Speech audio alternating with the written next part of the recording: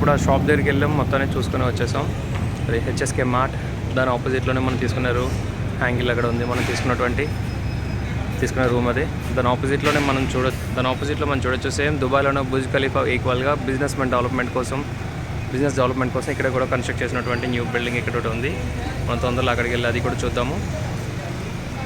అదేవిధంగా ఇక్కడ మన దగ్గరలో ఉన్నటువంటి ఇండియన్ రెస్టారెంట్స్, ఇండియన్ ఫుడ్స్ అన్నీ కూడా చూడొచ్చు. ఇండియన్ రెస్టారెంట్స్ కూడా చాలా ఎక్కువ ఉన్నాయి. చాలా వరకు ఎక్కువ మన తమిళియన్స్ అందరూ ఇక్కడ ఉన్నారు. మన తమిళ అందరూ ఇక్కడే ఉన్నారు.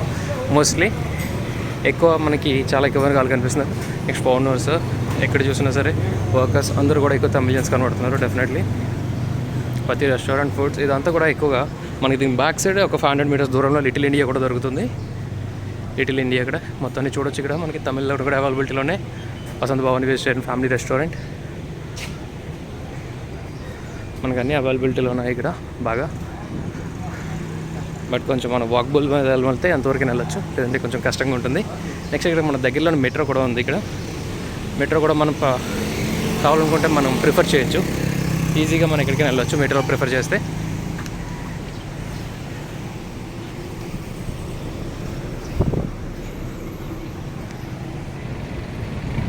ఇక మెట్రో బ్యాక్ సైడ్ రోడ్కి మనం వెళ్ళొచ్చు. నెక్స్ట్ ఇవన్నీ కూడా సాఫ్ట్వేర్ కంపెనీస్, అన్ని సరౌండింగ్స్ ఉంటాయంటే ఎక్కువ అన్నీ కూడా ఆల్మోస్ట్ చాలా సాఫ్ట్వేర్ కంపెనీస్ ఇక్కడే మనకు ఉన్నాయి.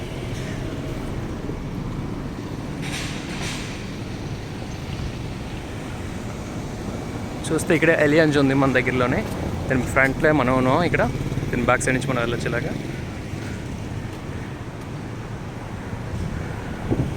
చూడొచ్చు. ఇక్కడ మనం కాంప్లెక్స్ టీఎల్కే బ్రిక్ ఫీల్డ్స్ కూడా ఇక్కడ ఉంది.